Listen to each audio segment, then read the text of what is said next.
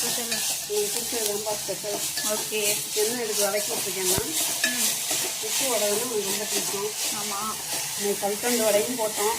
உங்களுக்காக உப்பு வடையும் போட்டுட்ருக்கோம். ஓகே.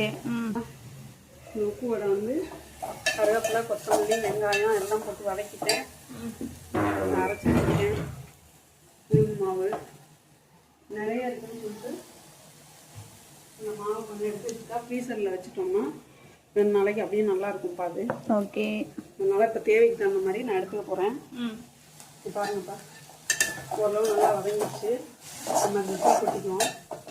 சின்ன வெங்காயம் பிடிச்சா சின்ன வெங்காயம் போட்டுருங்க, பெரிய வெங்காயம் பிடிச்சா பெரிய வெங்காயம் போட்டுருங்க. இதில் என்ன போட்டுக்கோன்னா உளுந்து, 1 ஸ்பூன் துவரம்பருப்பு, கொஞ்சோண்டு பச்சரிசி மாவு கலந்துருக்கேன். சூப்பராக இருக்கும்பா அந்த வடை. இதே மாதிரி செஞ்சு சாப்பிட்டு பாருங்கள் எப்படி இருக்குன்னு. இப்போ நான் இதை தட்டிட்டு உங்களுக்கு போட்டு காமிக்கிறேன்.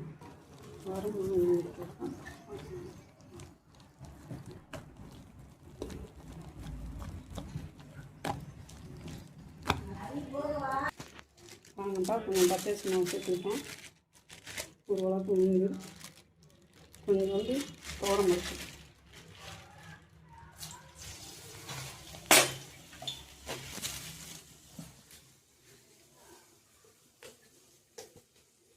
வந்து உப்பு வடைப்பா, நல்லா இனிப்பு வடை போட்டோம், உப்பு வடை போட்டு விட்டுருவோம், கல்கண்டு வடை போட்டேன்.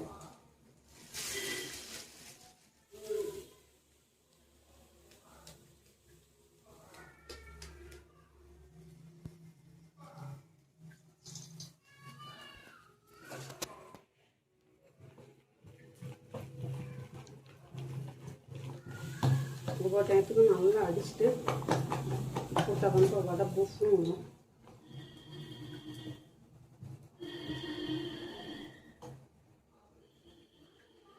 தண்ணி தொட்டுமும்பா, கையில் தண்ணி தொட்டால் தான் ஒட்டாமல் வரும். இந்த மாதிரி பேப்பர் இதை வச்சு வாழையத்தை போட்டால் கூட போடணும், இதையும் போடலாம்.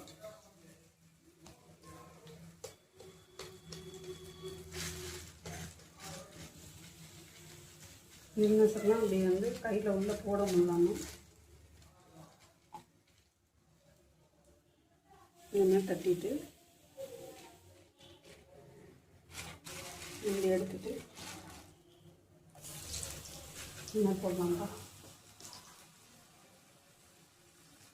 இதில் வந்து நம்ம வந்து வெங்காயம், கருவேப்பிலை, கொத்தமல்லி, உப்பு போட்டிருக்கோம்.